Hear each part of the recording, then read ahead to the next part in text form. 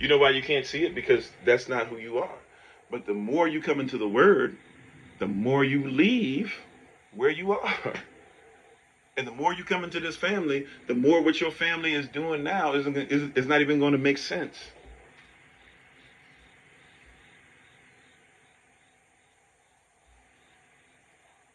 And it's messing with you. It's messing with your flesh. Your flesh and your spirit are having this conversation all the time. You're having this weird soul attachment dynamic to spiritual things and physical things because you're trying your best to figure out how can I remain as this citizen of this wicked beast, but at this because I got to live in it. But at the same time, how do I make sure that I'm living in the kingdom? Here's the deal: you are in the beast, but you're not of it.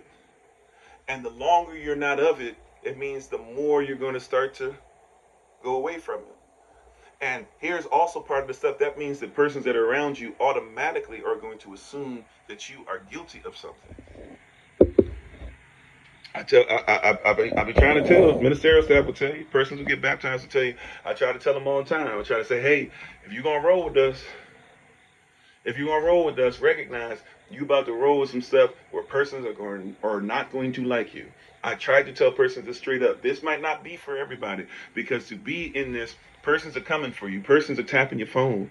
Persons are hearing you say buzzwords and are automatically assuming. If you dare say that you can show actual evidence of what you talk about, it will be determined as pseudoscience.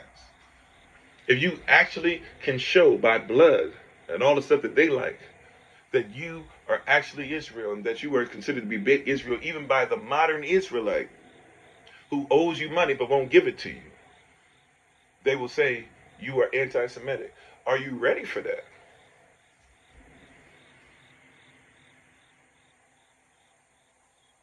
We were talking about earlier your birth, right? The birth versus the birthright. Just because you at birth are Israel does not mean that you have the birthright that you're living in. Esau supposedly, as much as y'all don't like this, Esau supposedly was supposed to be the one to have the birthright. Now, technically, if you do the math on it and you look back on it, you'll discover that Jacob technically came out first, anyways.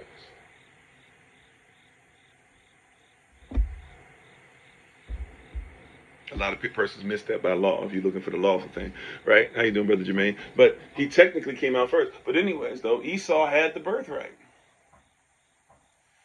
Here's the difference. Esau couldn't do what we just talked about in Matthew 24, verse 13. He could not endure. When you're putting something that's not for you, it won't endure. You cannot endure. See, and you're trying to be in something that you do not belong in, right? Because you're not, it was never for you in the first place. We do this whole thing of, oh yeah, Jacob was younger because he was the second of two twins. No, no, no. Jacob was the older. If you want to come about as far as he came out of the vaginal area first. And we know that that in and of itself is a miracle because that literally means Jacob, if you know how the birth canal works, come on somebody, right? Like you can't really have both of them in there at the same time. So Jacob had to squeeze in there first, do this, or reach out with his body part, come back in, squeeze back up, and then Esau. Like that's wild, right? That's wild. And thank you, right? That's wild. You know what I'm saying? Like that makes zero sense. But Yah miraculously showed, right? And there's a lot of persons you need to recognize that you are in a situation where you don't recognize that you technically were, not only were, but are first. Not first as far as better than everybody. You're first as far as chain of command. See, any general should never feel guilty about being a general. The second you feel guilty about being a general, you'll let your troops down. Say whatever you will. Alexander the Great, yep, he got foolish. He thought he was a god, all this stuff, but he had to have confidence. If he didn't have confidence, they don't win. Hannibal has to have confidence that can't nobody mess with him. That's how he messed up Rome the way that he did. And if he didn't have confidence, they're going to lose. That's why when you watch movies, even I told you I've been studying all this old stuff and been comparing movies to like what actually happened in their times. But that's why when you watch movies like even Master and Commander, Is it Master and Commander? Master something? I don't know. The one with the guy from Gladiator, whatever. When you even watch that movie, right? As soon as the person's on the ship started messing with old boy, the midshipman that ended up unaliving himself. As soon as they hit him in the shoulder the first time, what happened? Hey, put that man in chains, take him down, and he'll be flogged. He'll be whipped in front of everybody, right?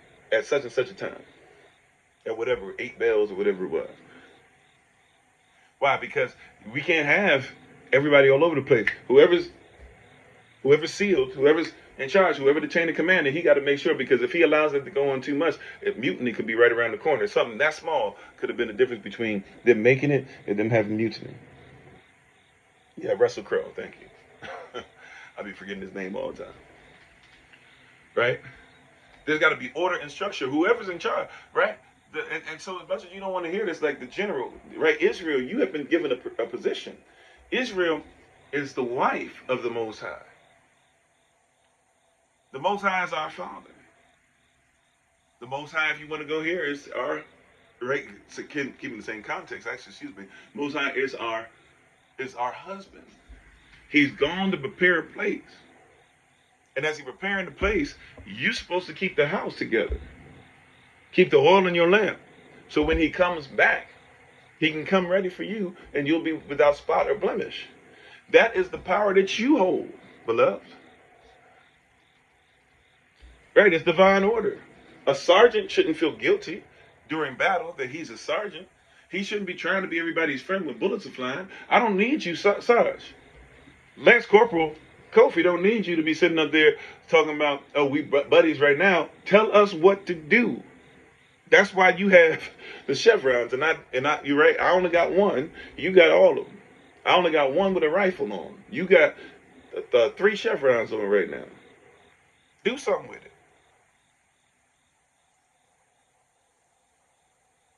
Staff sergeant, it's not time to be friends. You got 3 chevrons, and you got the whatever. Forgive me. Whatever you call it, I can't remember what you call a half circle. What's that, sis? That y'all right that you get when you get the half circle. Chiefs, you know what I'm talking about. Whatever. You hear what I'm saying, though? Like, you got that. That's yours. I need you to roll and do what you're supposed to. No, not master sergeant. I know the positions. I'm talking about, like, you know how you had the chevron, so you got the triangular. You got like the triangular piece. You got 3 of them, and then you got the half semicircle thing, whatever that semicircle is called. Right? It anchors. Okay, thank you. And an anchor. All right. But you see what I'm saying? I was in the Navy, so even though we had them, we didn't really pay attention to that part. Just being honest with you, that was if we knew what it meant for others, but we ain't really. At least I didn't really worry about it. But you see what I'm saying?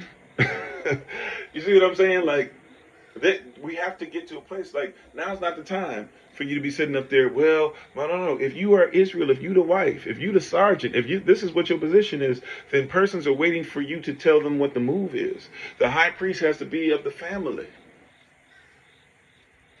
Right? And a lot of persons don't want to have that conversation. Esau, you had to be Esau, fine. In some weird technicality, you were birthed first.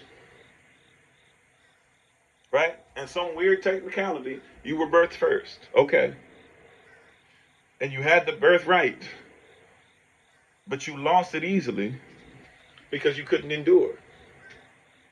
And now you're mad and you're chasing after Israel. Come on. Somebody don't want to hear this. Now you're mad chasing after Israel. You're frustrated. You're upset chasing after Israel because something that technically was Israel's the whole time.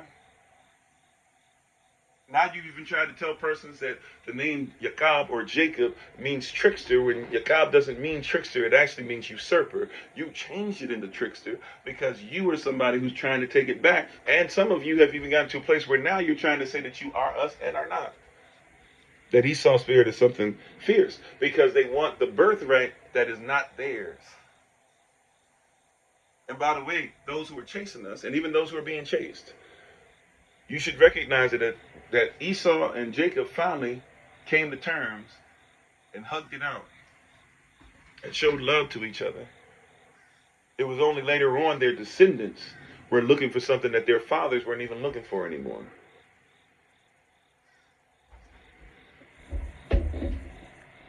See, that's why we got to get back to what our fathers wanted. Some of us are looking for stuff that our fathers didn't even want. Your fathers weren't looking for everybody to be their slaves.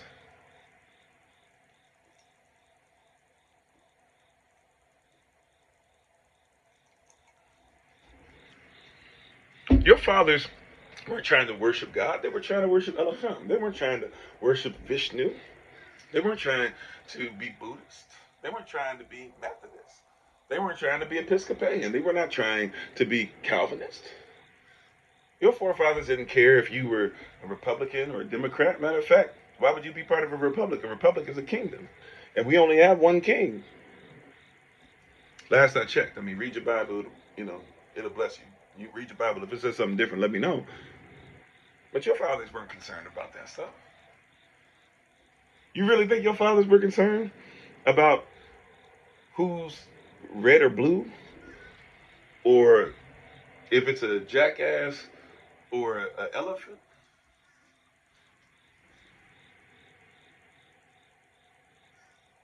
Your fathers, your fathers were so concerned about the worship of Yah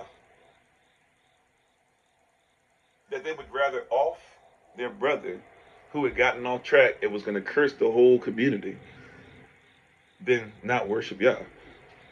Your fathers were so concerned with the worship of Yah that they wouldn't just allow their daughters to marry anybody. They would only allow them to marry somebody who was circumcised. That meant they followed the law and they were Israelite. Your forefathers were not concerned with all this stuff. Your fathers tried to lift up wives.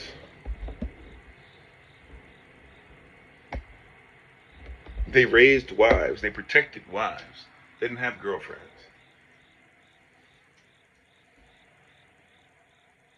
We keep trying to discard where we come from, our parents come from.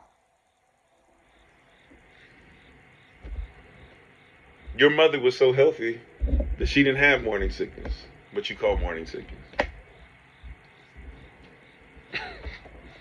They don't know. Like, these are things that when you read through, you're like, I don't see these things. Yeah, that's something that developed when you got in another culture.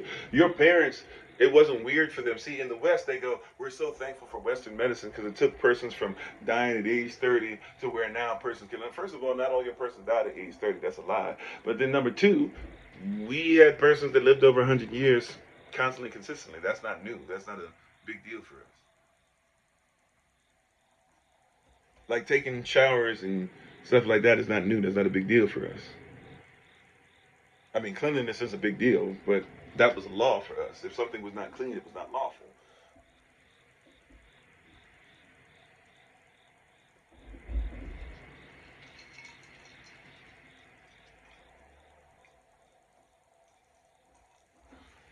You hear what I'm saying?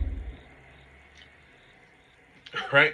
Like, you're having conversations about this stuff because you're not coming from a familial point of view. It's not a familial point of view for you. You don't think of this as how would your family have lived and operated in this. You think how would this have been with somebody else. Right? You're constantly going through what does somebody else say about you? What does the world say about you? What does their story say about you? What does his story say about you? You don't know the story the Most High says, and you don't know your story.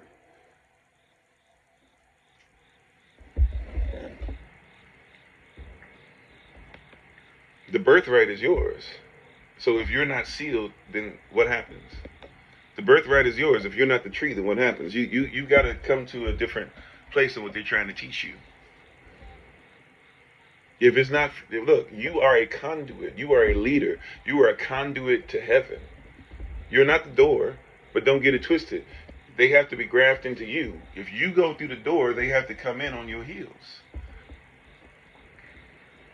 When we be marching, right? If I'm taking the lead and I'm in front of everybody follows whoever's in charge. Put it like this, right? Is the drum major behind the band or in front of it?